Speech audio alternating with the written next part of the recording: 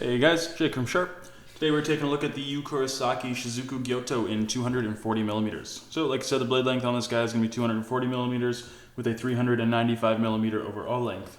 Going to be a completely stainless construction. This guy's going to have a stainless cladding with an R2, SG2, or Super Gold 2 core, whatever you want to call it, all the same stuff. This is one of, if not our favorite stainless at the shop. It sharpens super quick, takes a fantastic edge, really fine edge rather.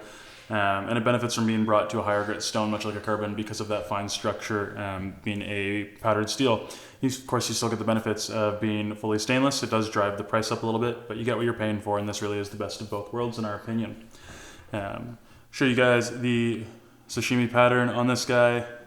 The Shizuku line is supposed to look like the rain on a window pane, and I would say that is quite accurate. Really beautiful finish on this guy. Nice high, thin, hollow ground bevels. I don't know how well you can see this on video, but this guy is super thin. This guy is definitely in laser territory. I'll show you the profile of the handle while we're up here. This guy's heat treated to a Rockwell hardness of 63 to 65, and because it is so thin and hollow ground, this guy is an absolute laser. It's going to fly through ingredients. That being said, if you're a little bit rougher with your knives, or if you crank this guy into a bone, you are certainly not going to have a good time. So this is not a workhorse. If you're looking for something like that, you might want to check something else out.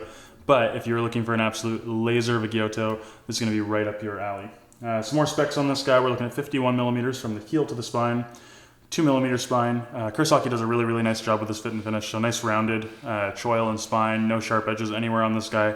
The handle as well, very nicely sanded. So if you're unfamiliar with the Gyuto, it is the Japanese equivalent to a chef's knife. So the idea is that this is going to be pretty much everything that you do on the board you can do with the Gyuto. Be that chopping up a potato or an onion, rocking over a big bunch of herbs. You can carve meat, break down poultry or fish with something like this. And then everything else that you do with a smaller knife would be the petty that you add in second, as our recommendation for the first two knives that you should add to your kit. And that's going to be for any peeling or capping, or it's going to be a little bit easier to break down chickens and fish with a smaller knife as well, like a petty. But you can certainly still do it with something like this. This guy's a little bit bigger. It's a 240. So the standard chef's knife or Gyuto length is 210 or 8 inches.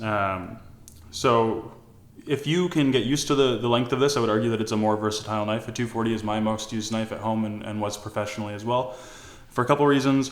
If you're chopping one head of parsley, now you can chop two at the same time. If you're chopping one onion, now you can chop two at the same time. So it speeds things up. But the main reason that I personally really like 240s is that they are long enough to accomplish most slicing tasks with one clean slice in place of a suji or a yanagiba. This is going to cut down clutter on your workstation, and also, like, I have slicers, but realistically most of the time I just end up using my 240 because it's more than enough for me. So one more time, guys. Really fantastic work from Kurosaki. This has been the Shizuku Gyuto in 240 millimeters. Stay sharp.